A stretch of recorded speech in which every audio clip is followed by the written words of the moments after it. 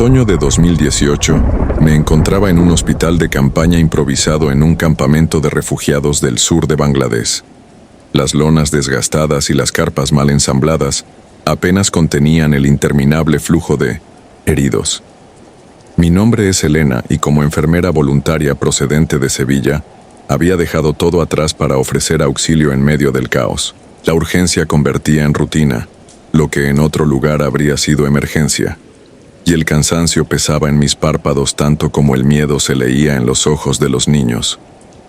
Fui asignada al pabellón pediátrico, un corredor estrecho con literas, oxidadas alineadas en cada lado, sábanas finas, sucias y cortinas que apenas cedían a la brisa. Allí, la inocencia flotaba en ambiente de guerra y mis propias manos temblaban al administrar sueros. Un niño en particular captó mi atención. Tenía 6 años, la mirada fija en un punto indescifrable y la respiración entrecortada por la tensión. Su historial resumía pérdidas, familia desaparecida, fracturas, desnutrición. Sin pronunciar una sola palabra, su silencio decía más que cualquier llanto. La primera noche que lo atendí, supe que algo era distinto. Mientras revisaba sus constantes, sentí un escalofrío recorrer mi espalda, una presión en el aire que no procedía del caluroso ventilador. El niño me observó con ojos que parecían portales al pánico. Su rostro minúsculo reflejaba la certeza de quien ha visto demasiado. Movió la mano hacia un rincón oscuro, y su mano tembló como hoja mecida por viento gélido. Me señaló sin emitir sonido, y mi pulso se aceleró. Fue terreno de intuición más que de lógica. En los siguientes días perpetué una vigilancia, casi obsesiva. Cada mañana encontraba a más pequeños empeorando sin causa médica aparente. Febrículas repentinas, convulsiones breves, palidez y luego el silencio. El murmullo del personal crecía en pasillos. Hablaban de algo que rondaba la sala, de una maldición nacida de tragedias anteriores. Pensé que serían supersticiones de quienes trabajan sin descanso, pero la agresividad de esos sucesos me revolvía el estómago. Decidí quedarme tras mi turno habitual para comprobarlo de primera mano. El murmullo de las máquinas y el latido de mi corazón eran los únicos sonidos. La poca iluminación procedía de una bombilla intermitente. Pulsos de luz y sombra se sucedían al compás de mis parpadeos. Al cabo de horas, la quietud se quebró con algo que no sabría describir mejor que como un suspiro fúnebre. El aire vibró, y al alzar la vista, advertí una mancha oscura que ascendía por la pared opuesta. Se movía sin tocar el suelo, como gotas de humo doliente. La figura era demasiado alta para ser un hombre, demasiado oscura para tener cuerpo humano. Su contorno se difuminaba contra la pared, pero sus trazos eran nítidos al mismo tiempo, como si la sombra se esculpiera ante mis ojos. Un vértigo sordo me invadió. Las piernas se me doblaron y tuve que apoyar la mano en la camilla para no caer. La presencia se deslizó con lentitud antinatural hacia una de las camas, la más cercana al ventanal. Podía distinguir el contorno de un rostro sin rasgos, el vacío hecho forma. Por instinto, contenía la respiración. No era un delirio tras noches sin dormir. La sombra flotaba, avanzaba sin prisa ni apuro, ignorando la gravedad. Mientras observaba, sentí el olor a humedad podrida mezclarse con la fragancia a alcohol y antibiótico. El contraste era tan brutal que me erizó hasta el último pelo. Quise girar la cabeza, huir de esa visión, pero algo me retenía. Una curiosidad maldita que atrapa el alma. En el silencio me pareció oír un gemido leve, como eco de un lamento antiguo. Era un sonido que resonaba en el pecho, incapaz de acallarlo. Sin saber por qué todavía allí, registré el rostro de la niña en la cama. Rostro lívido, ojos cerrados, respiración agónica. Elevé la mirada hacia el rincón y la sombra. Tras un instante de inmovilidad, dobló un hombro oscuro como saludando mi horrorizada inmovilidad. Un estremecimiento de pavor me recorrió. Esa cosa me reconocía.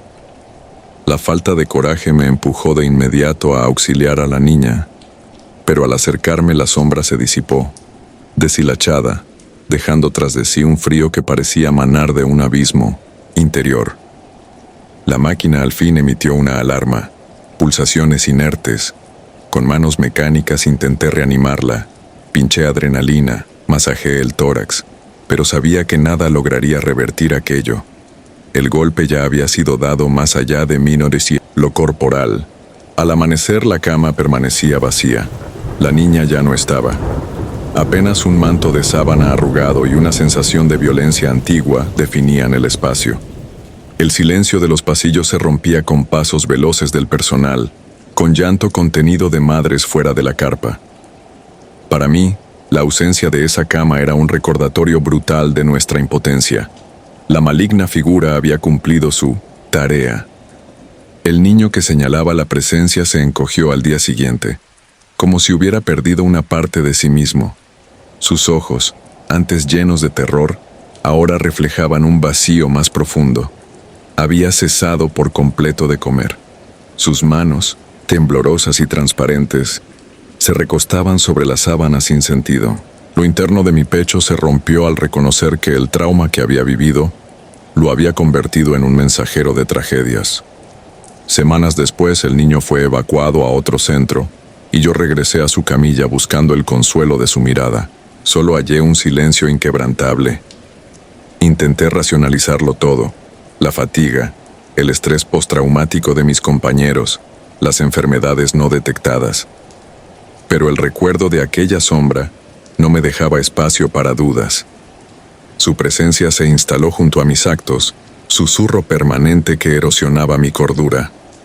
Antes de regresar a España, sentí la necesidad de recorrer cada litera, como queriendo comprobar que ya no quedara un átomo de esa entidad.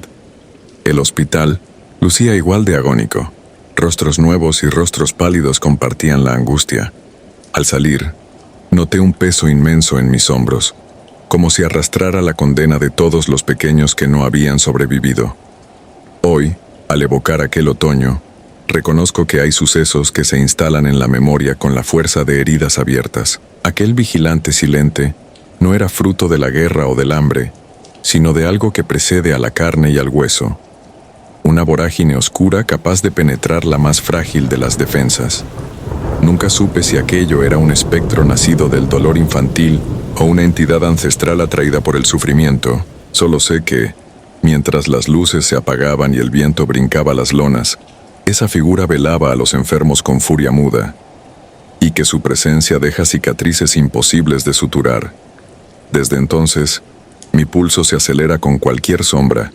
Cada vez que me encuentro ante la cuna de un niño herido, esperé visionar esa negrura flotante de nuevo. Y me pregunto cuántos otros nos han precedido, cuántas historias se han barrido con los cuerpos frágiles que no lograron resistir la proximidad de la muerte encarnada.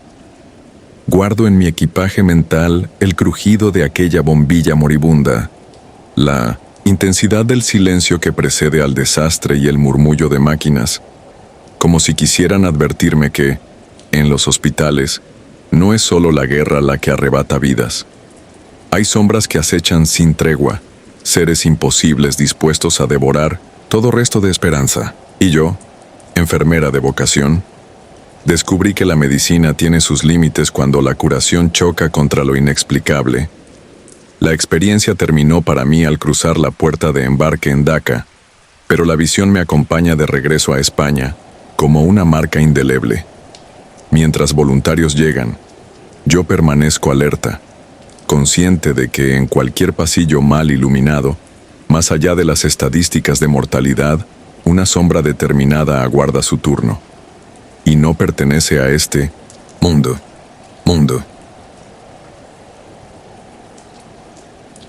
La presencia. Recuerdo claramente aquella época. Era el año 2007, y yo apenas tenía 15 años. Mi abuela, una mujer fuerte y decidida, había empezado a sufrir serios problemas de salud que la obligaban a estar hospitalizada constantemente en una clínica antigua ubicada al borde de la ciudad de Guadalajara. Como yo era la única nieta lo suficientemente madura para poder visitarla, Solía acompañar a mi madre durante las tardes para brindarle compañía y consuelo. Aquella clínica, con sus paredes blancas y agrietadas, tenía un ambiente frío y lúgubre que siempre me generaba incomodidad. El olor a medicamentos mezclado con el ligero aroma metálico de sangre impregnaba los pasillos largos y sombríos, haciéndome sentir como si en cualquier momento algo terrible pudiera ocurrir. Era un sitio donde se respiraba la fragilidad entre la vida y la muerte. La habitación de mi abuela era compartida con otras 2 camas, aunque casi siempre estaba sola. Pero una tarde, al llegar, encontramos que habían ingresado a otra paciente, una mujer muy mayor que se veía profundamente dormida, casi como si estuviera ya más cerca de otro mundo que de este. Junto a ella, una enfermera joven, quizá apenas unos años mayor que yo, la atendía con delicadeza y cierto nerviosismo, algo que capturó inmediatamente mi atención. Esa tarde, al estar junto a mi abuela, noté que miraba constantemente hacia el techo, susurrando cosas incomprensibles. Al preguntarle qué ocurría, murmuró con los ojos bien abiertos, fijos en un punto que yo no alcanzaba a distinguir. La señora está flotando allí arriba. Me mira desde el techo. Sentí un escalofrío recorrer mi espalda al escuchar aquello. Intenté calmarla, diciéndole que seguramente estaba confundida por la medicación, aunque ella negaba insistentemente con la cabeza, aterrada. Más tarde, cuando estaba sola con ella, le pedí que me describiera a esa mujer. Mi abuela me contó, con voz temblorosa, que era una señora muy morena, con el cabello rizado y blanco como la nieve, de aspecto tranquilo, pero con unos ojos profundamente vacíos que la observaban desde lo alto de la habitación. Justo en ese instante, la enfermera joven entró en la habitación para administrar un medicamento a la paciente de la cama de al lado y escuchó claramente la descripción que daba mi abuela. Al mirarnos, ambas sentimos una extraña complicidad. Algo en sus ojos me decía que ella sabía algo más. Cuando salí de la habitación hacia la sala de espera, la enfermera se acercó discretamente. Me dijo en voz baja como temiendo que alguien más la escuchara: «Mira, sé que esto va a sonar extraño, pero lo que acaba de describir tu abuela es exactamente igual a una paciente que estuvo aquí hasta hace muy poco. Ella estuvo internada, más de 1 mes y medio, pero falleció hace una semana. Pensé que quizás tu abuela la había conocido viva, pero revisé los registros y me di cuenta de que eso es imposible. La señora murió antes de que tu abuela ingresara». Quedé petrificada ante esa revelación. Mi mente no podía procesar completamente lo que acababa de escuchar. Durante días no dejé de pensar en ello, tratando de encontrar una explicación lógica a todo, aunque en el fondo sabía que lo que mi abuela veía no era producto de la medicación ni de un delirio. Las visitas continuaron, y aunque mi abuela no volvió a mencionar a aquella mujer que flotaba, yo jamás pude olvidarlo. Varias veces, mientras caminaba por esos pasillos lúgubres, sentía como si alguien me observara desde las sombras, desde los rincones olvidados del hospital. A veces, creía ver de reojo una silueta en las ventanas de las habitaciones vacías, siempre con esa cabellera blanca e inconfundible. Intentaba convencerme de que eran imaginaciones mías, pero el miedo crecía dentro de mí, volviéndose insoportable. Una tarde, al llegar a la clínica, la enfermera joven me interceptó en el Tintusont pasillo con los ojos llenos de preocupación. «No eres la única que la ha visto», me confesó temblando ligeramente. «Varias pacientes y enfermeras han reportado lo mismo. Nadie habla de ello, pero todos sabemos que es real. Es como si ella nunca hubiera abandonado realmente este lugar». Aquella confesión multiplicó mi miedo, haciendo que mis visitas se volvieran cada vez más difíciles. Finalmente mi abuela fue dada de alta, y aunque continuó luchando con sus padecimientos durante años, jamás volvió a aquel hospital. Pero yo nunca logré desprenderme de esa sensación de inquietud. Años después, cuando aquella clínica finalmente cerró sus puertas, leí en los periódicos que entre los motivos del cierre estaba el aumento inexplicable de pacientes con crisis nerviosas repentinas y relatos de apariciones inexplicables en las habitaciones.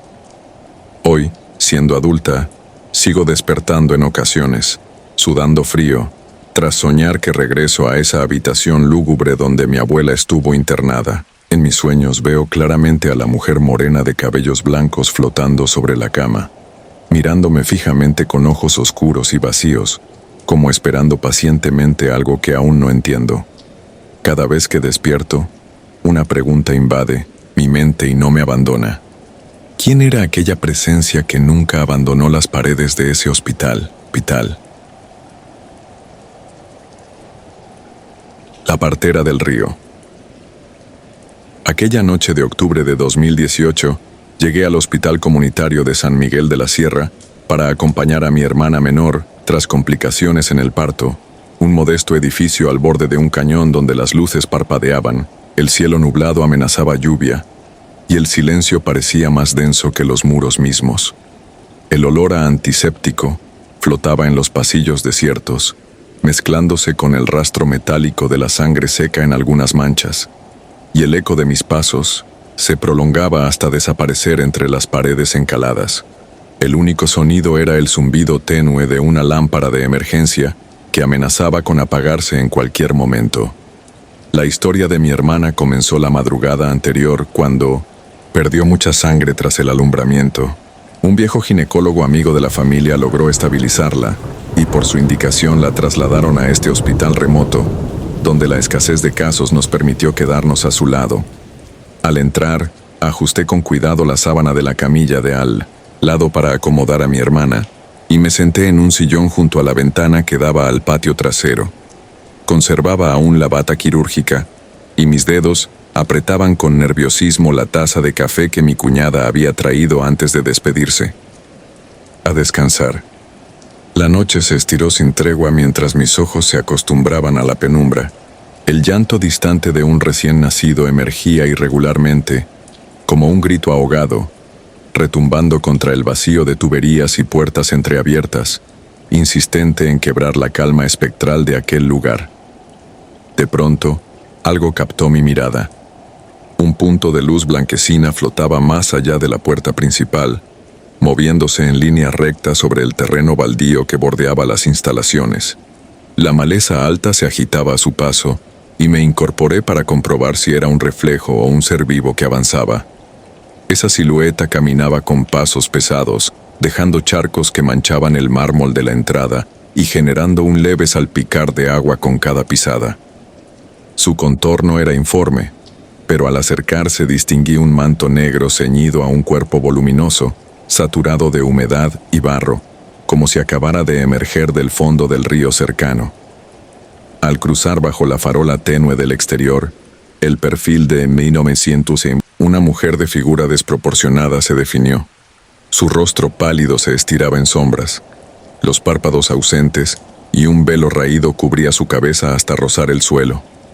Avanzó hacia el interior sin detenerse, y tras ella, un silencio más profundo reclamó los pasillos. Me incorporé para seguirla escaleras abajo, pero la recepcionista ni levantó la vista de su libreta.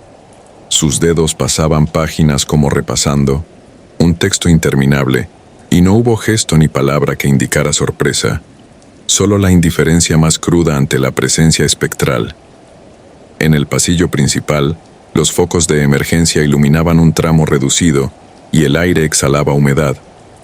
Cada paso revelaba huellas de agua caprichosas que conducían al ala de maternidad, donde la penumbra engullía las camas vacías, salvo aquella que albergaba a mi hermana. Un murmullo intermitente se mezclaba con el latir de las máquinas. Me detuve junto a una puerta entreabierta y miré a través del ventanuco. La figura se hallaba arrodillada junto a una cuna vacía, meciendo con lentitud mecánica a un niño que yo no veía, como si atendiera a un paciente inexistente. La visión resultó aterradora. En sus brazos sostenía un cuerpo diminuto, casi translúcido, y sus gestos eran tan lentos e inhumanos que crearon un nudo en mi garganta. Un dolor sordo se instaló en mi pecho y me petrificó. En un instante, el bebé abrió los ojos y fijó en mí una mirada líquida y antigua, y la mujer alzó la cabeza para ofrecerme una mirada vacía que perforó mi mente con la fuerza de un puñal oxidado. Sin pronunciar palabra, la figura se reincorporó y se dirigió de nuevo hacia la salida, dejando caer gotas oscuras que formaban un rastro acuoso. La seguí hasta la puerta trasera, y al abrirla encontré un invernadero clausurado, cubierto de óxido y grafitis, con charcos profundos que acumulaban la última impronta de agua. El aire cargado a tierra mojada se mezclaba allí con la descomposición del metal, y al fondo reconocí al anciano de intendencia arrodillado, secando las huellas con un trapeador. Su gesto esquivó el mío y desvaneció cada surco en un acto casi ritual, sin prisa y sin preguntar. Regresé al interior con la respiración entrecortada y el pulso desbocado.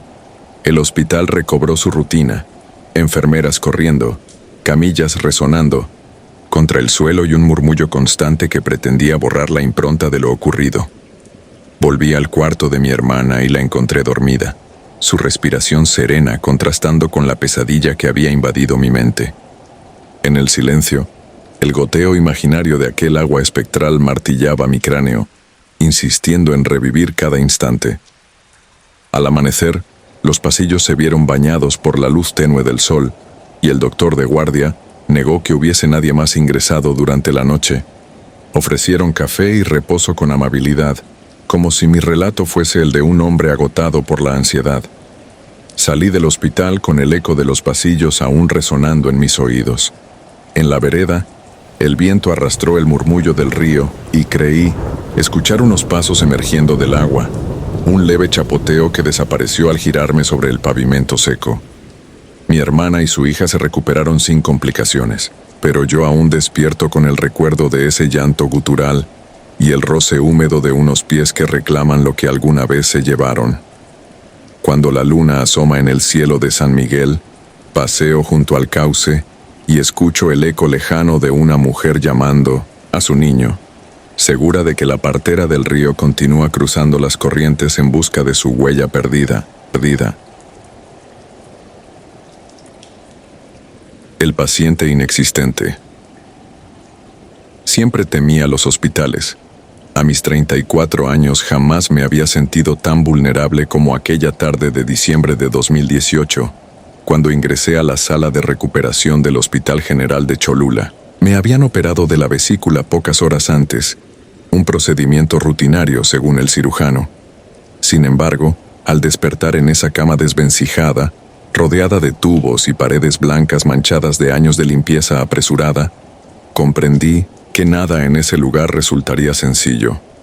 El dolor punzante en mi costado derecho me recordaba a cada momento que estaba atrapada en un sitio que se alimenta de la fragilidad humana. El cuarto donde me internaron era frío y estrecho. Una lámpara mortecina en el techo oscilaba cada vez que pasaba alguien por el pasillo, proyectando sombras que se deslizaban por las cortinas. En un rincón, un viejo radiador escupía un aire tan tibio como letárgico. Apoyé la frente contra la almohada y conté el zumbido de las máquinas hasta perder la noción del tiempo. Cada pitido de mi monitor cardíaco parecía marcar un latido más de la agonía colectiva que se respira en un hospital. Aquella noche, cuando el encendido del pasillo se atenuó y la jefa de enfermeras dio por concluido su turno, el silencio se hizo absoluto. Solo el murmullo lejano de un ventilador hidráulico y el crujido de las baldosas bajo las pisadas esporádicas de alguna auxiliar rompían la quietud. El dolor en la cicatriz se intensificó y somnolienta. Intenté concentrarme en la respiración para no ceder al pánico. Con los párpados casi sellados, creyendo sucumbir al cansancio, escuché un leve murmullo. Al principio pensé que mi mente me jugaba malas pasadas, fruto de la anestesia y el cansancio. Un susurro tembloroso provenía de detrás de la cortina que separaba mi cama de la contigua. Abrí lentamente los ojos y distinguí, gracias al resplandor verdoso de una lámpara de emergencia, la silueta de un adolescente recostado, con el pelo cayéndole sobre la frente. Parecía dormido, pero su respiración era más pausada que la de cualquier paciente en recuperación. Extrañada, esperé un instante sin moverme, convencida de que al incorporarme la figura desaparecería. No fue así. ¿Me duele mucho?, Preguntó, con voz suave y rasposa, como si hablara desde el fondo de un sueño. «¿Hace frío aquí?» Su tono me resultó inesperadamente cálido. Pensé en mi sobrino, de 14 años, que siempre se quejaba del frío en invierno. Respondí en voz baja que ya estaba mejorando, intentando sonar natural. Por instinto ofrecí una sonrisa a través de la tela de la cortina.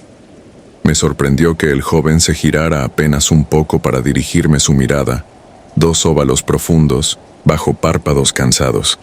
Me contó sin mediar preguntas que llevaba horas despierto, solo, asustado por los ruidos de la tubería. Descubrí que su nombre era Miguel y que estaba ingresado por una fractura de clavícula tras un accidente en motocicleta. Al principio la conversación alivió mi desasosiego. Charlamos sobre música y películas. Le recomendé un concierto de Mila Mesemo Rock en Puebla, y él describió las cicatrices en su brazo en detalle. Fue agradable tener compañía en medio de la soledad del postoperatorio. Pero poco a poco sus preguntas se tornaron inquietantes. Me preguntó si creía en el otro lado, en aquello que queda después de apagar la última luz. No entendí de inmediato. Habíamos hablado de lo mundano, de lo cotidiano. Al escucharle, un escalofrío recorrió mi espalda.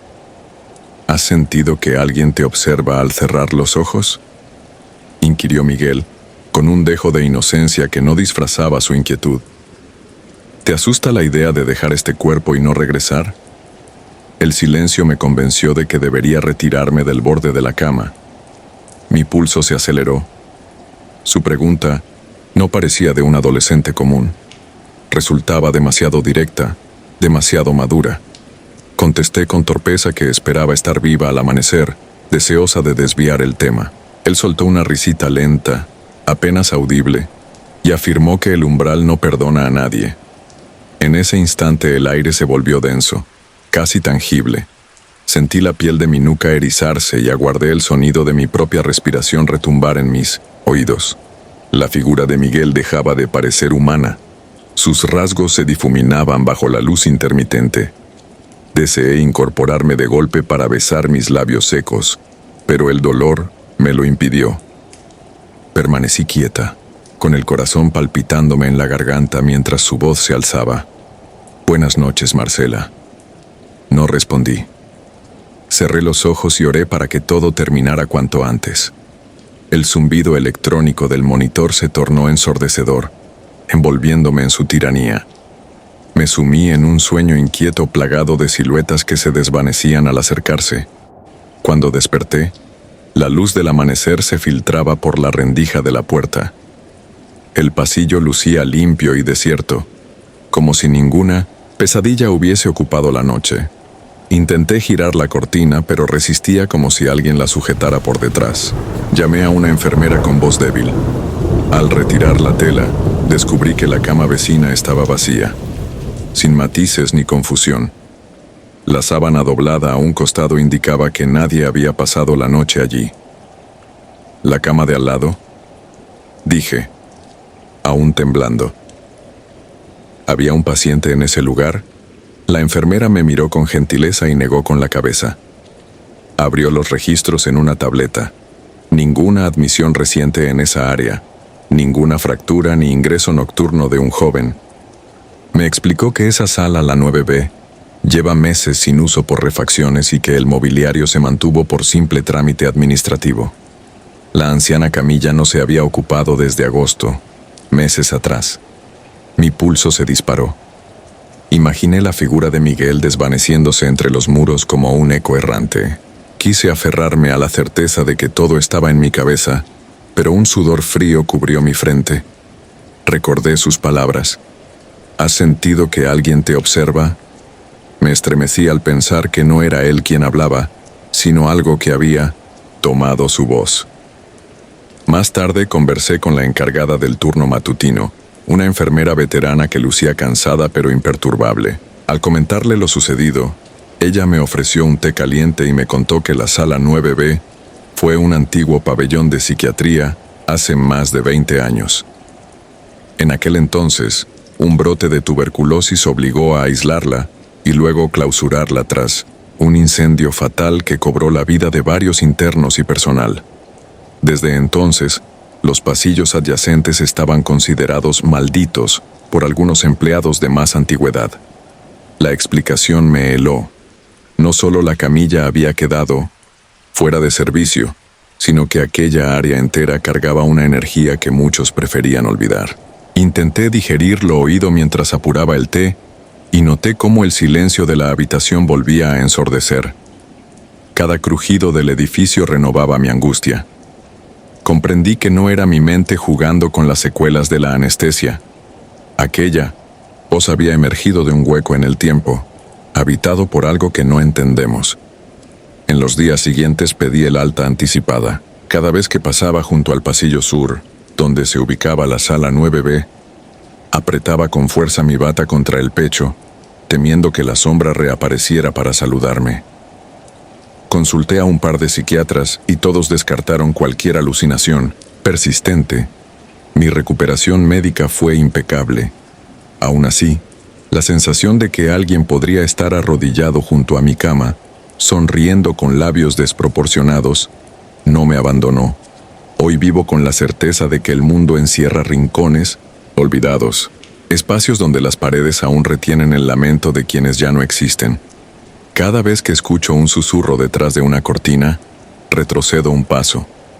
He aprendido a evitar los hospitales antiguos y a controlar el impulso de preguntar si hay alguien al otro lado de la línea. El paciente inexistente, como lo llamo en mi mente, permanece entre recuerdos y pesadillas.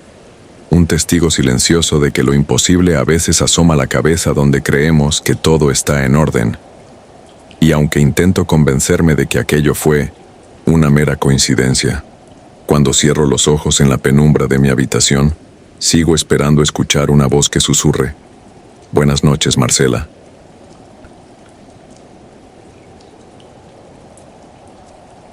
La visita tras el cristal. Me llamo Elena Rivera, y esta experiencia ocurrió en el invierno de 2019, durante uno de los periodos más duros de mi vida. Vivía en un pequeño municipio serrano de Michoacán, donde el Hospital Comunitario San Rafael era el único refugio médico para todos los pueblos cercanos. Aquella noche me internaron por complicaciones respiratorias derivadas de una infección pulmonar, pero lo que viví superó con creces cualquier diagnóstico clínico. Lo que comenzó como una estancia rutinaria terminó convirtiéndose en un recuerdo imborrable, tan real que aún me estremece cada vez que cierro los ojos. El hospital, con sus pasillos de baldosas desgastadas y luces intermitentes, tenía siempre un aire de tensión. A cierta hora las visitas se suspendían y ningún familiar podía permanecer junto al paciente. Me asignaron una habitación en el ala vieja, un vestigio de anteriores remodelaciones donde se percibía el eco de pasos distantes y el murmullo constante de máquinas que nunca parecían descansar. La soledad era casi total. El silencio se colaba por las rendijas de la puerta y se instalaba en cada rincón de la habitación. Al principio, me pareció un alivio que no hubiera distracciones. El turno nocturno empezaba a las 8, cuando la mayoría del personal abandonaba sus puestos y solo quedaban unas cuantas enfermeras encargadas de varios pisos. A mí me tocó una enfermera de semblante serio, que me traía la medicación sin detenerse a conversar. Su distancia me hacía sentir aún más aislada, hasta que pasados 3 días, apareció alguien distinto. Una mujer de sonrisa gentil, con el uniforme impecable y un porte tranquilo. La nueva enfermera se detenía unos instantes al pie de mi cama, asomaba la mano para ajustar la sábana y se interesaba por mi estado con una voz suave. No recuerdo haber escuchado un tono tan sereno en aquel lugar. Cada vez que llegaba, traía un pase de acompañamiento simbólico, un par de palabras amables, un gesto de empatía, una presencia que me reconfortaba tras horas de insomnio.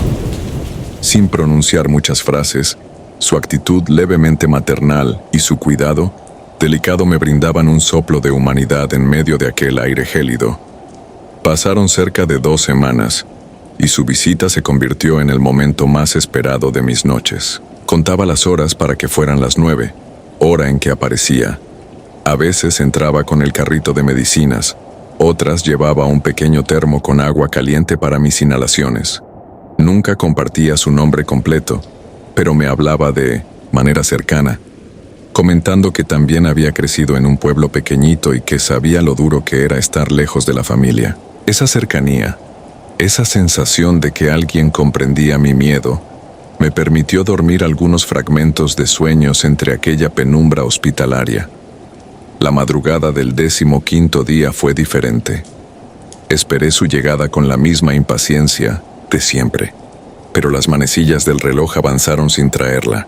El silencio de la habitación se volvió pesado, como si cada latido de mi corazón retumbara con estridencia en las paredes. Me limité a cerrar los ojos, convencida de que tal vez un contratiempo la había retrasado. Sin embargo, la ansiedad me mantuvo en vela, revolviéndome en la cama y observando los contornos oscuros del pasillo a través de la rendija de la puerta. Ya cerca de las 3 de la madrugada, oí un leve golpeteo en la ventana. Al principio pensé que era el viento, pero el sonido se repitió con un ritmo firme. Me incorporé despacio y, temblorosa, crucé el espacio que separaba mi cama del ventanal. A través del vidrio empañado por el vapor de mi respiración distinguí su figura. La enfermera de sonrisa amable estaba ahí, erguida y en silencio, con la mirada fija en mí. Un escalofrío recorrió mi espalda. Inclinó la cabeza levemente, como saludando, y se quedó allí varios segundos, apenas visible bajo la luz blanca de un farol lejano. Intenté llamarla, suplicarle que entrara, que rompiera aquella barrera de cristal, pero las palabras se me atragantaron en la garganta. Su presencia resultaba tan inesperada como desconcertante. Nada en mi mente hallaba explicación. La ventana daba al patio trasero del hospital, un espacio clausurado, inaccesible desde cualquier pasillo. Nadie más podía abrir esa ventana sin usar una escalera o una cuerda, y nadie dispondría de ello en pleno turno nocturno. Sin embargo, allí estaba ella, inclinada hacia mí en un gesto tan íntimo que parecía querer atravesar el vidrio y acurrucarme con sus palabras. Tras un par de minutos, un extraño temblor la recorrió. Su figura se desvaneció de pronto, como si alguien hubiera apagado la linterna que la iluminaba. Me quedé paralizada, con el corazón galopando. Las manecillas del reloj continuaron su curso, y todo volvió a quedar en la oscuridad habitual. No supe si lo que vi había sido real o fruto de mi estado febril. Me arropé de nuevo, con las manos temblorosas y el sudor frío perlando mi frente, y, finalmente, caí en un sueño entrecortado por ecos de aquel reflejo tras el cristal. Al amanecer, la enfermera habitual entró a la hora de siempre para darme mis medicamentos. Le pregunté con voz entrecortada qué había sucedido con su compañera del turno de la madrugada, la que solía llegar cada día a las 9. Ella me miró con el ceño fruncido, como si lo que decía no tuviera sentido. Con gesto apesadumbrado, me explicó que no había ninguna enfermera asignada a aquel piso durante la noche anterior, y que de hecho, la mujer de la que yo hablaba había perdido la vida la tarde anterior en un accidente automovilístico. El dato cayó sobre mí como una luz. Aquella enfermera amable, la única que me ofrecía consuelo, había muerto 12 horas antes de la aparición tras el cristal. No había registros de nadie cubriendo ese turno, ningún reemplazo oficial. Aquella revelación me llenó de angustia y confusión. ¿Qué había visto realmente en la ventana? ¿Un espectro deseoso de despedirse antes de partir? Lo único que supe con certeza es que durante 15 días había depositado mi confianza en alguien que ya no existía. Los días siguientes apenas pude concentrarme en mi recuperación. Cada pasillo me recordaba su sombra. A veces creía atisbarla al doblar la esquina, y al abrir puertas vacías sentía un susurro inexistente a mi lado. El personal comenzó a cuchichear sobre sus extrañas apariciones en los pasillos, pero nadie confirmaba haberla visto con claridad. Algunos aseguraban que aquel hospital albergaba más espíritus de los permitidos, que las viejas salas guardaban secretos de pacientes que nunca salieron con vida y de familiares que regresaban a sus cunas en busca de algo pendiente. Finalmente me dieron de alta un par de días más tarde. Salí con pasos vacilantes, llevando conmigo una mezcla de alivio y terror. Devolví la bata hospitalaria en la recepción, donde una enfermera joven me dio un último vistazo de compasión, sin saber nada de lo que había vivido. Crucé la puerta, giratoria, y me encontré con el aire frío de la mañana, tan real y sólido como el hospital había sido difuso y extraño para mí. El pueblo me recibió con el silencio de sus calles desiertas y un cielo plomizo, como si todo conspirara para mantener vivo el recuerdo de aquella visita nocturna. Unos meses después regresé al hospital para llevar flores a la familia de la enfermera fallecida. Descubrí que su nombre real era Carla Mendoza y que vivía en un pueblo vecino.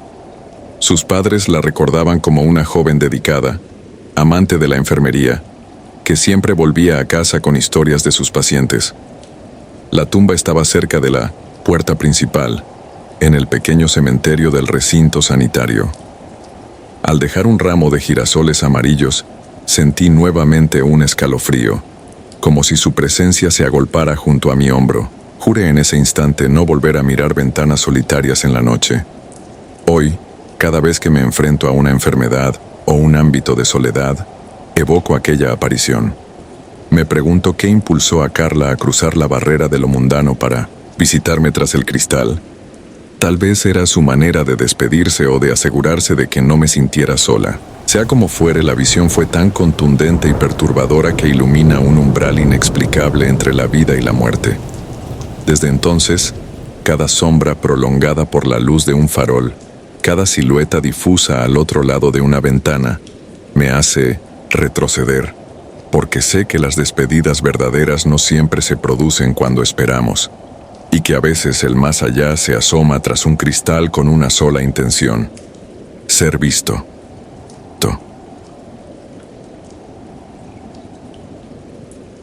Latido roto. Recuerdo aquella noche en el Hospital General de Orizaba, Veracruz, como si cada segundo hubiese quedado grabado en mi piel. Era enero de 2019, y el invierno apenas comenzaba a susurrar su presencia en los pasillos. La ciudad atravesaba un periodo de tensión inusitada.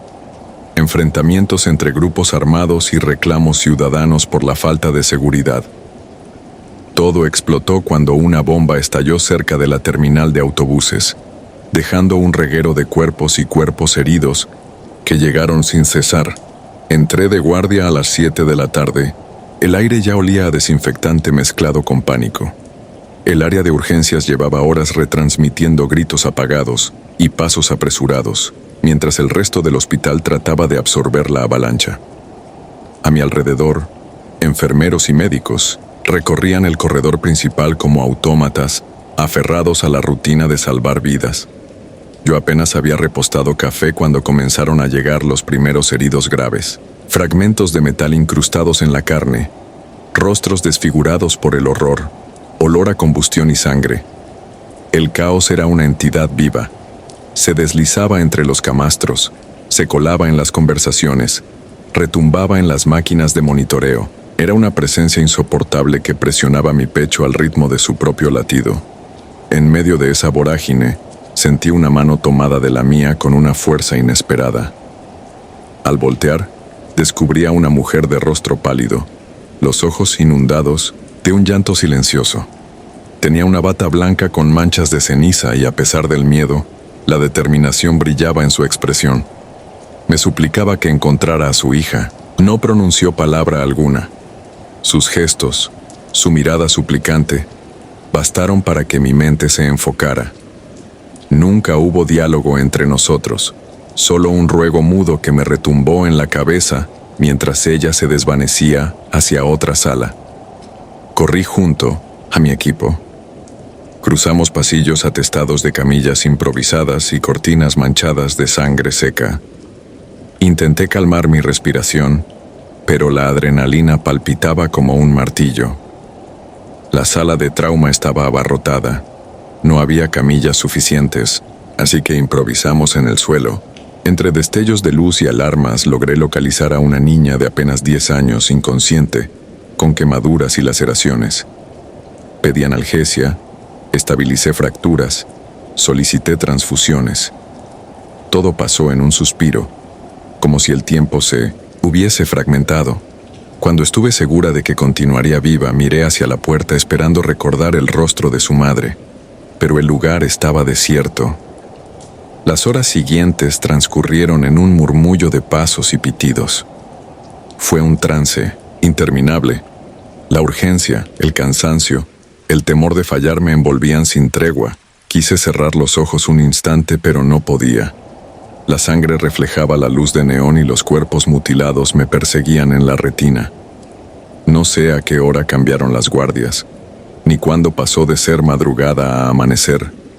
Solo sé que el silencio surgió como un golpe, cuando el hospital finalmente dejó de latir con el estruendo de la tragedia. Fue entonces cuando recibí la llamada. Necesitaban mi firma en la morgue.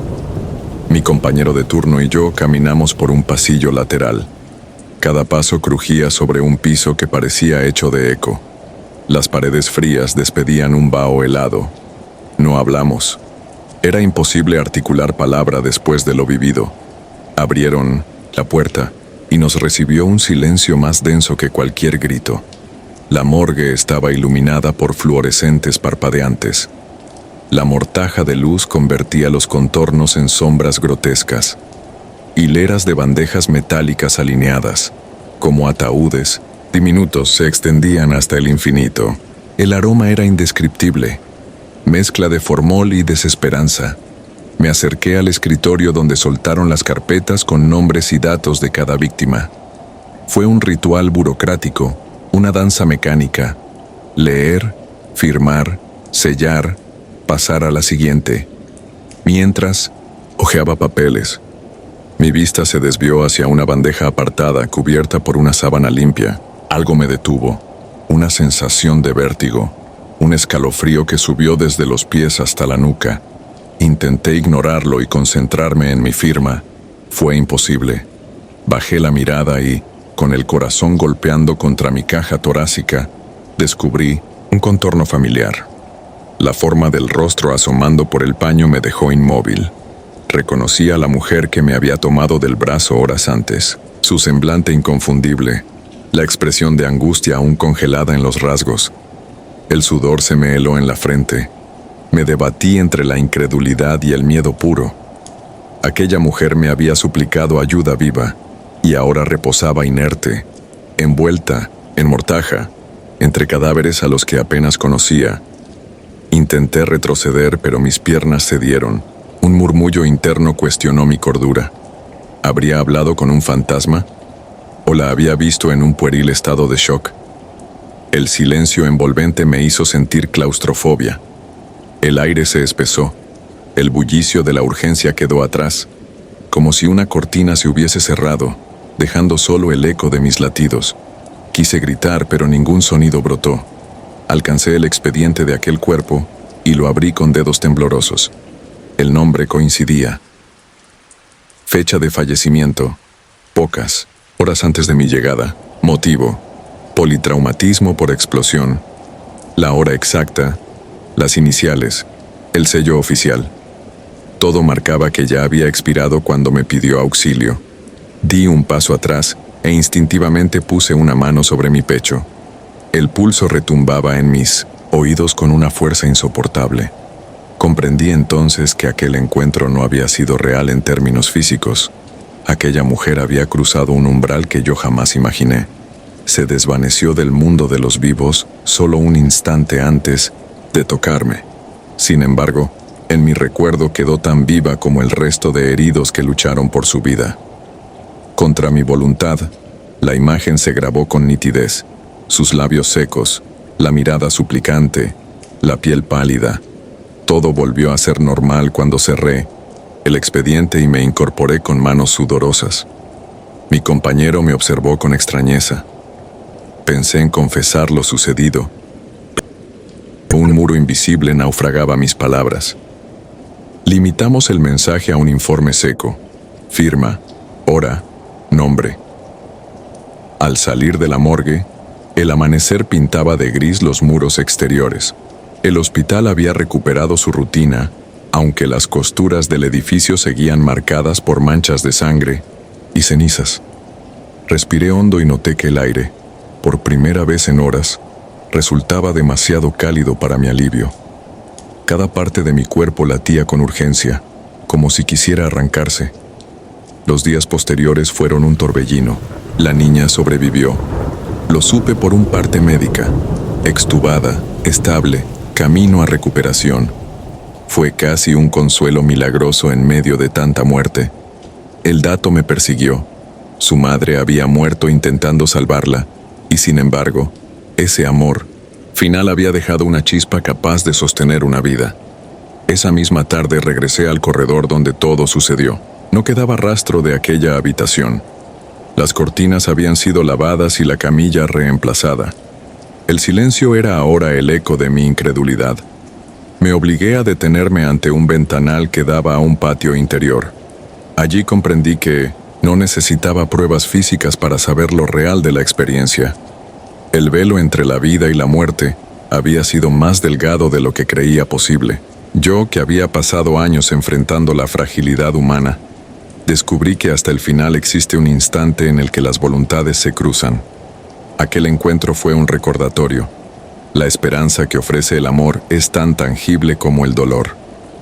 No, volví a firmar en la morgue por un tiempo. Mi ritmo cardíaco no recuperaba la normalidad, y el desfile de cadáveres me resultaba demasiado familiar para mi tranquilidad. Cada vez que pasaba junto a la puerta metálica, sentía un peso en el estómago. A veces tenía la sensación de que un rostro apagado me espiaba desde el interior, y yo prefería no mirar. Con el tiempo decidí cambiar de área. Me asignaron neonatología, donde el silencio se llena de llantos de vida. Encontré consuelo en el batir de pequeños corazones, en la fragilidad inocente que no conoce la palabra miedo. Sin embargo, nunca olvidé esa noche helada en la morgue. Su imagen sigue revoloteando en mis sueños, como un espejo que refleja lo imposible.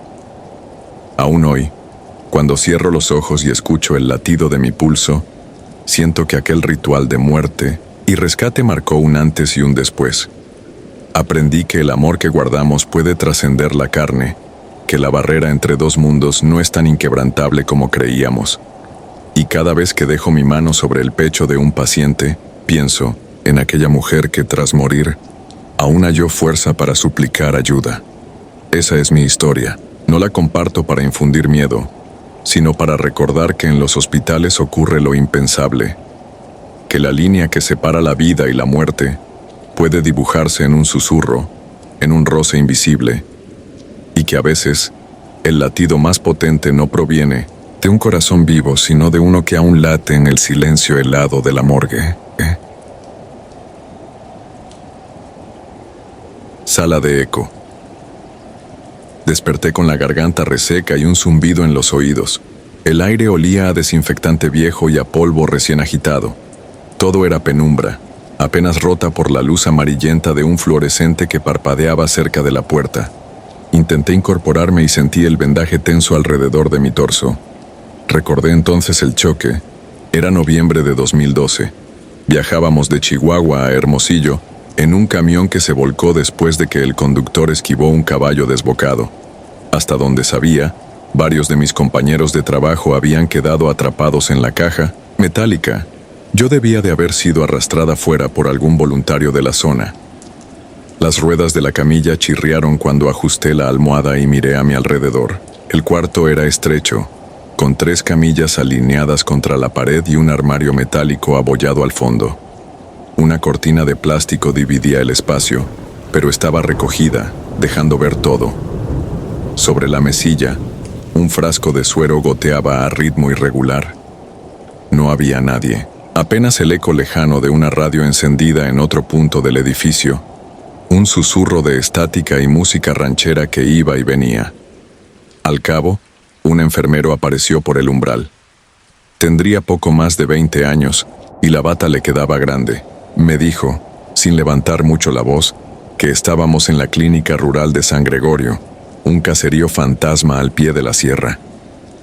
El hospital general de la ciudad estaba saturado, y los heridos menos graves nos habían repartido en puestos de socorro improvisados. Me revisó los reflejos, confirmó que no tenía hemorragias internas y prometió volver antes del amanecer para trasladarme a un centro mejor. Luego se fue, arrastrando sus pasos por el corredor de losas rotas. El silencio se extendió de nuevo, tan pulcro como el olor a cloro. Noté entonces una figura en la camilla opuesta, cubierta apenas por una sábana verde. No recordaba haberla visto antes. Entre el parpadeo de la luz, la silueta parecía diminuta, casi infantil, en posición fetal. Cuando fijé la vista, escuché un sollozo suave, ahogado, el tipo de llanto que apenas vence la vergüenza. Se me erizó la piel. Ninguna ambulancia había llegado desde que desperté. Me obligué a hablar, la voz ronca. Pregunté si necesitaba algo, si quería agua. El llanto se suspendió, pero no hubo respuesta. Pasaron quizá 2 minutos de quietud absoluta, hasta que, sin aviso, la figura se incorporó. La sábana cayó y vi una bata quirúrgica, demasiado grande, colgándole de los hombros huesudos. El pelo, lacio y empapado de sudor, le cubría el rostro. No atiné a distinguir edad ni rasgos. Ella.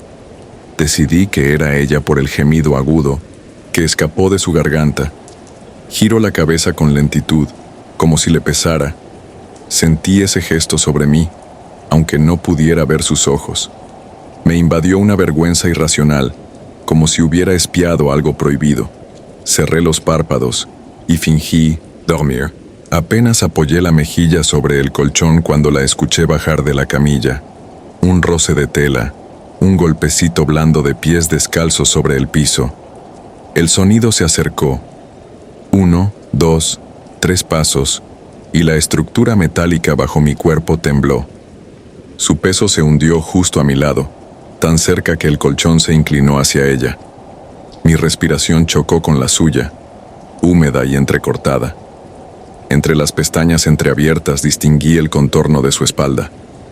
La bata, desteñida, dejaba ver la columna marcada. Cada inspiración iba seguida de un sollozo, un vientecillo frío que me rozaba los labios. No debía moverme, me repetí. O aquello que fuera ¿Podría qué? Las historias que me habían contado de niñas que se pierden en hospitales abandonados desfilaron por mi mente, pero todas terminaban con un cadáver encontrado días después, nunca con un paciente vivo y tembloroso. La radio distante se silenció. El edificio quedó en un mutismo tan denso que pude oír la corriente eléctrica vibrar en los tubos de neón. Fue entonces cuando el llanto cambió. De gemido lastimero pasó a un quejido áspero, casi un gruñido. Ella tembló entera y comenzó a golpear la camilla con las rodillas, un tac-tac-tac rápido, desesperado. El sonido rebotó contra las paredes angostas y me arrojó un hilo de aire helado por la espina dorsal. Me obligué a preguntar otra vez si estaba bien, pero mi voz salió difusa, irreconocible. La mujer se volteó de espaldas sin cesar el tac-tac-tac. Sentí el resorte del colchón tensarse. El llanto se hundió en la almohada y hubo un instante en que creí que se había dormido, hasta que un espasmo de tos la sacudió. No quise mirarla. Intenté alzar la mano para oprimir el botón de llamada, pero no había ninguno. Aquella sala carecía de timbres o monitores. Recordé entonces que el enfermero mencionó problemas con la luz en la mitad del edificio. Tal vez el ala donde yo estaba no se usaba desde hacía años. Me deslicé con cuidado, bajé de la camilla y caminé hacia el pasillo, abrazándome el abdomen por el dolor de las costillas. El corredor estaba a oscuras, salvo por una lámpara de emergencia junto a la recepción. Al llegar, llamé, toqué el mostrador, incluso golpeé la pared. Nadie respondió. Más adelante, una puerta entornada dejaba escapar un resplandor cálido y regular. El dormitorio del personal. Empujé y hallé al enfermero dormido en un sillón, boca abierta. Lo zarandeé. Tardó varios segundos en enfocar mis ojos. Le expliqué que la paciente de la habitación C no dejaba de llorar, que parecía en shock. Murmuró que solo había 2 pacientes en todo el edificio, un chofer gravemente herido en cirugía y yo. Regresamos juntos. El pasillo se me antojó infinito, como si las baldosas se repitieran en un bucle. Llegamos a la puerta y él encendió el fluorescente. Las 3 camillas estaban vacías y recién tendidas. El suero, detenido, sobre la almohada de la que yo había ocupado, descansaba un mechón de cabello negro, húmedo, pegado a la tela. El enfermero no dijo palabra. Sacó una manta, la extendió en el suelo y se recostó. «Descansa aquí», me indicó con un gesto. «Hay lugares que no conviene recorrer de noche». No discutí. Me tumbé mirando la pared, el corazón retumbando en las sienes. Nadie lloró esa segunda parte de la madrugada. Al clarear, el motor de una ambulancia vibró fuera de la clínica. El paramédico que conducía trajo una carpeta con mis datos, mi nombre, mi edad y la nota de traslado. El enfermero firmó los papeles. Antes de subir a la camilla portátil, pregunté si habían encontrado al chofer en cirugía. Frunció el ceño. Afirmó que aquella clínica no tenía quirófano, que el único lesionado en piso era yo, y que ni siquiera habían abierto la sala C en años, porque el techo goteaba cada temporada de lluvias. Mientras el vehículo retomaba la terracería, el paramédico me pidió que no me durmiera, que narrara lo que recordara del accidente. Obedecí a medias. Cada vez que mi relato se acercaba a la madrugada, las frases se me quedaban pegadas a los dientes. Al pasar frente a la fachada del hospital, volví la cabeza y vi las ventanas de la sala C. Detrás del cristal roto, una figura, menuda, envuelta en una bata quirúrgica enorme, me observaba sin moverse. La ambulancia avanzó. El edificio quedó atrás y, por primera vez, pensé que acaso jamás reconocerían ese llanto en los registros médicos, porque el dolor no siempre deja rastros en el archivo clínico. 2 meses después, con las costillas soldadas y las pesadillas un poco más leves, quise recuperar el expediente de aquella madrugada. El archivo municipal de San Gregorio era apenas un cuarto con estanterías corroídas. El responsable me enseñó un legajo amarillento. Encontré mi nombre en un formulario, con la hora de ingreso y la anotación manuscrita. PAC. Llega consciente, contusiones leves. En la columna de observaciones, a la misma hora, otra nota. Sonido constante de sollozos en sala clausurada. Se sospecha fuga de aire en ductos viejos, pendiente de reparación. Nada más. Busqué los reportes posteriores. Ninguno señalaba la reparación de esos ductos. Tampoco constaba la muerte de alguna mujer aquella noche. A partir de entonces, cada vez que entro a un hospital me invade el olor agrio del cloro antiguo y me fijo en los techos, en las sombras que la luz de guardia pinta en las paredes desconchadas. Distingo ruidos. El goteo de una llave mal cerrada, el golpeteo de los carritos de enfermería, el ventilador oxidado que vibra sobre una camilla vacía. Entre todos, a veces, escucho un tac-tac-tac suave, casi imperceptible, como rodillas golpeando metal de forma frenética. Y sé que, si cerrara los ojos lo suficiente, sentiría nuevamente el colchón inclinarse hacia ese peso helado que llora sin nombre en la penumbra estéril de una sala cerrada. Nunca averigüé si la figura buscaba ayuda o compañía, si me confundió con algún pariente perdido, o si simplemente necesitaba un cuerpo tibio junto al que vaciar su pena. Lo único que entendí aquella noche fue lo que el enfermero no se atrevió a decirme. En ciertos hospitales la muerte no siempre abandona la cama cuando el corazón se detiene. A veces se queda, envuelta en una bata demasiado grande, repitiendo su dolor con la obstinación de un reloj sin cuerda, esperando que alguien le ofrezca un sitio donde llorar. Tal vez por eso sigo evitando dormir en guardias médicas y, cuando un familiar debe pasar la noche en observación, me ofrezco a quedarme despierta. Recorro los pasillos, vigilo los cuartos vacíos y escucho. Si oigo un llanto aislado tras la puerta clausurada de una vieja sala C, no trato de averiguar de quién es.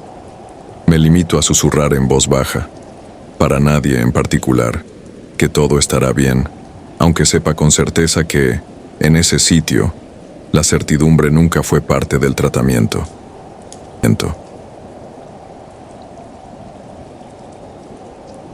La posesión.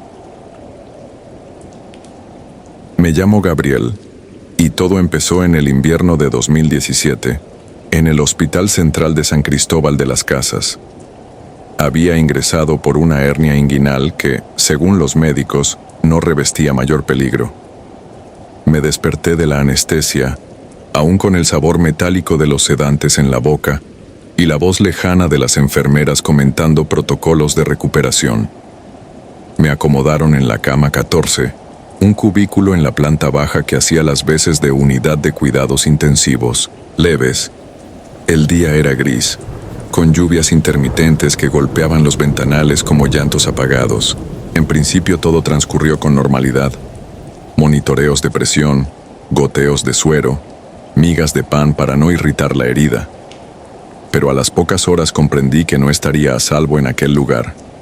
La habitación contigua, la número 13, ocupaba una camilla junto a la pared de ladrillo. A primera vista se trataba de un adolescente de cara pálida, inclinado sobre sí mismo con las manos crispadas. No lo vi directamente, pero lo escuché. Su respiración era irregular, casi convulsiva, y cada cierto tiempo soltaba un aullido que retumbaba contra las baldosas frías. Sus padres permanecían en silencio, con el semblante tenso, alejados lo justo para no tocarlo. Algunas enfermeras murmuraban que se trataba de un trastorno psiquiátrico resistente, como si describieran un engranaje roto en un autómata. Los doctores revisaban expedientes sin encontrar nada que explicara aquella agitación. Esa primera noche, desperté al suelo temblar bajo la cama. No era un temblor de edificio, era más sutil, un pulso contenido que me recorrió la columna. Al incorporarme, vi que las luces se habían apagado. Una oscuridad tan densa que resultaba casi tangible. El pulso se convirtió en un golpeteo contra la puerta de metal de la UCI.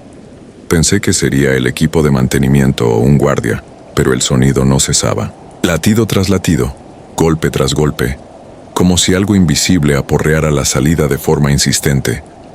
Los gritos del joven comenzaron a filtrarse entonces, más profundos y tensos que antes, llenos de una desesperación tan genuina que me heló la sangre. Intenté incorporarme por completo, pero un mareo brutal y un ardor en la ingle me hicieron desistir. Cerré los ojos, rogando que todo fuera un mal sueño. Sin embargo, cuando los abrí, volvió a repetirse el pulso contra la puerta, y tras ello, un carraspeo seco proveniente de la habitación de enfrente, como si alguien arrastrara la voz a través de las paredes. Con el tiempo, las luces retornaron intermitentemente. Primero un destello, luego el zumbido agudo de los tubos fluorescentes. Cada vez que los focos despertaban, veía una figura desdibujada, parada en el umbral entre mi cama y la pared opuesta. Era alta, sin rasgos definidos, apenas una sombra más densa que la penumbra. En esos instantes percibía el hedor más repulsivo que haya olido. Azufre y carne quemada mezclados con un regusto afrutado, como si alguien hubiera prendido fuego a 12 manzanas en un sótano. El olor me provocaba náuseas y a la vez una urgencia visceral por incorporarme y huir, aunque apenas tenía fuerzas para sujetar el gotero. A la mañana siguiente, goteos de sol rasgaban los ventanales. La enfermera que me atendió traía ojeras y una prisa contenida. Me cambió las vendas sin mirarme a los ojos y dejó caer en voz baja algo sobre sedación permanente para el chico de al lado. No explicaba por qué, ni para cuánto tiempo. Solo mencionó que se desbordaba y que estaban a punto de solicitar un psiquiatra forense. Esa frase se me quedó clavada. Desbordaba. ¿Qué podía desbordarse de alguien? Un líquido, un pensamiento, un grito que escapa de las cuerdas vocales. Pasaron las horas y creció en mí la certeza de que no era una simple crisis nerviosa. El chico emitía sonidos imposibles, gruñidos guturales, gritos heridos como de quemaduras internas, jadeos que parecían contracciones del aire más que del cuerpo. Y de pronto, todo cesaba. Un silencio aprisionante se extendía por la UCI, tan espeso que resultaba doloroso. En esos instantes sentía que el mundo contenía la respiración La ausencia de ruido me hacía imaginar una presencia tan agazapada que podría saltar y arrancarme la piel. Esa tarde, mientras trataba de conciliar el sueño contra el gotero, noté un frío extremo en la habitación. El termómetro marcaba una temperatura estable, pero el frío se concentraba en los bordes de mi camilla, rozando mis sábanas con una caricia helada. Una corriente cortante como cuchillas. Intenté arroparme más, pero la manta se deslizó de mis manos como si una fuerza invisible la reclamara. Luego sentí la cama mecerse con suavidad, arrullándome al borde de la locura. Quise gritar, pero la voz se me ahogó junto con la respiración. Esa noche cerré mis ojos y soñé con un pasillo interminable. Al fondo, una luz parpadeaba con un resplandor amarillo enfermo, como una vela en una cripta. Cada vez que avanzaba, mis pasos resonaban en un eco inquietante. Al acercarme al balizamiento, distinguí la forma de una puerta abierta. Apenas un hueco entre paredes de concreto carcomido. De la abertura brotaba el mismo olor a azufre y carne quemada. Mi corazón latía a 1000 por hora cuando el joven soltó un grito que me despertó de golpe, incrustado en mi mente como un puñal. Aliu. Volver en mí, vi a la figura desdibujada de nuevo junto a la cama. No había silueta humana, solo un contorno móvil. Imaginé un rostro de vacío que me contemplaba sin ojos. Intenté apartar la vista, pero el miedo me obligó a mantener la mirada fija. Entonces, sin previo aviso, la sombra giró hacia la pared contigua y se desvaneció en un murmullo gélido. Y yo supe que no era paciente del hospital, yo era la presa. Con el alba, oí a los padres del adolescente susurrar en la puerta de la habitación 13. Llevaban consigo a un hombre encapuchado, de robe negra y manos huesudas que asomaban del puño de las mangas. Al principio pensé que sería un cura, tal como sucede en los exorcismos de novela, pero el ritual que comenzó no tenía nada de litúrgico. Vi gestos con las manos que trazaban símbolos invertidos en el aire.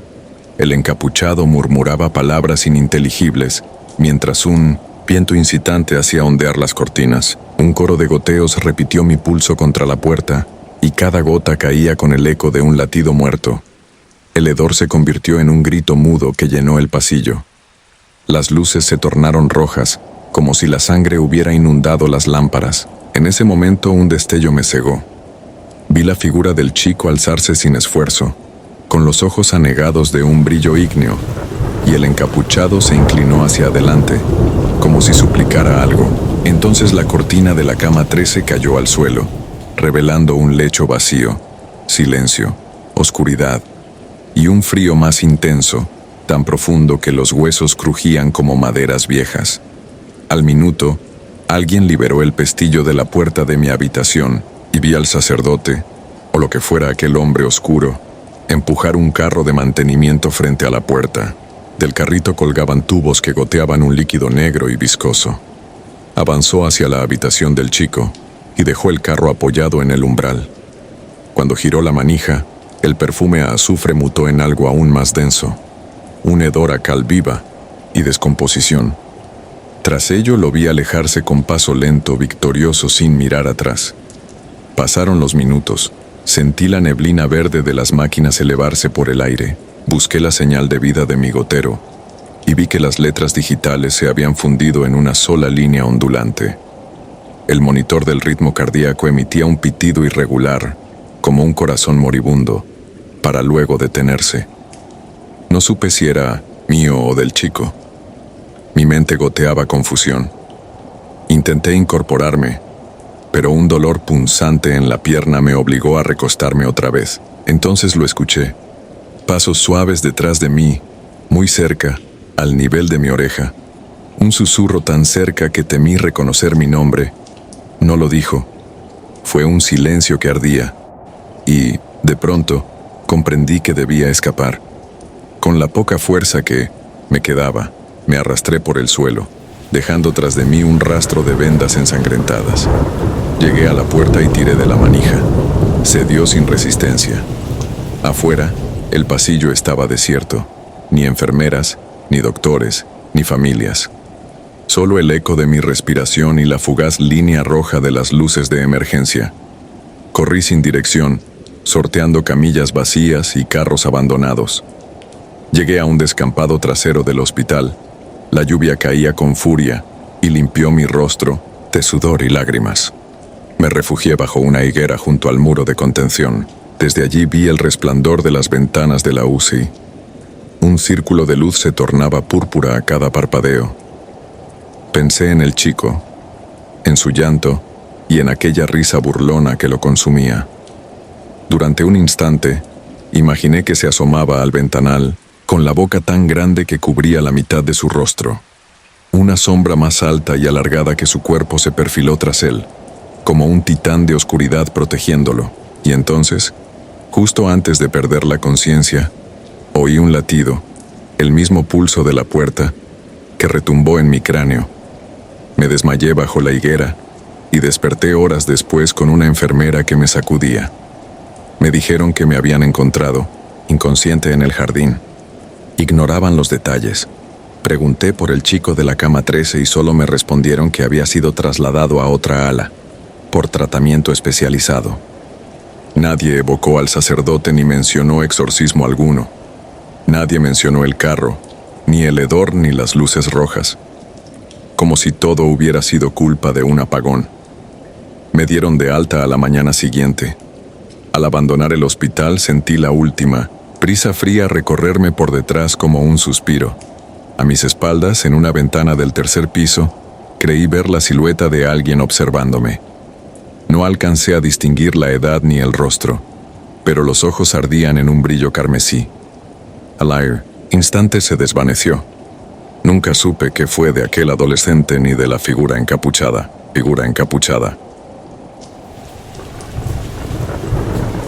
Si te gustó el video, nos gustaría que nos apoyaras con un like o un comentario, ya que esto nos ayudará mucho a crecer. Nos vemos el próximo video. Saludos.